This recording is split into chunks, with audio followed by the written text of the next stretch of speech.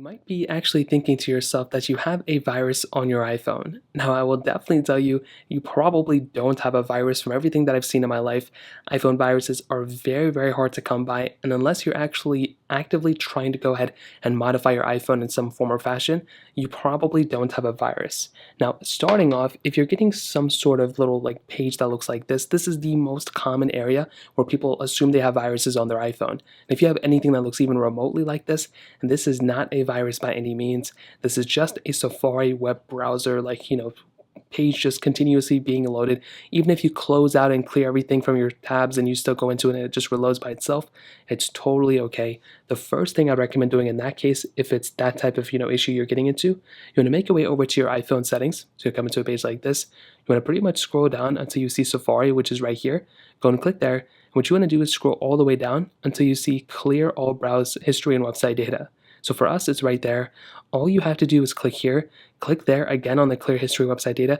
You want to close tabs, and that is it. If you do that, what's going to happen is now every single time you make your way over to this page, you probably won't have any issues. Now you can see you'll still see some other stuff that your iCloud account has, but any saved credentials of your specific account, not including passwords, those will still be there, but anything of that caliber will now be removed, and you can probably rest assured you probably won't have an issue with that type of virus. Now, I will tell you, if it's some other issue, maybe you feel like your iPhone pages and apps are moving around, or maybe you just want to see if you have a virus, there really isn't a way to double check, but the ways to know if you're actually at risk is if you currently have some sort of jailbroken iPhone, and if you are installing completely random tweaks from completely random developers.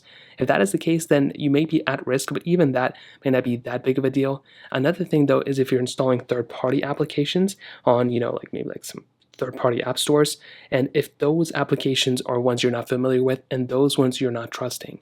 So if you don't even know what I'm talking about, then you probably don't have a virus. And as I mentioned before, iPhone viruses are very hard to come by. Another thing I would recommend doing, even if your iPhone is, an iPhone 13 or iPhone 6, whatever it is, you want to see if there's an update available for your iPhone. By updating your iPhone on the most recent version of software, you can probably rest assured that most hackers and most people who are compromising iPhones haven't gone up and actually compromised the latest version of software.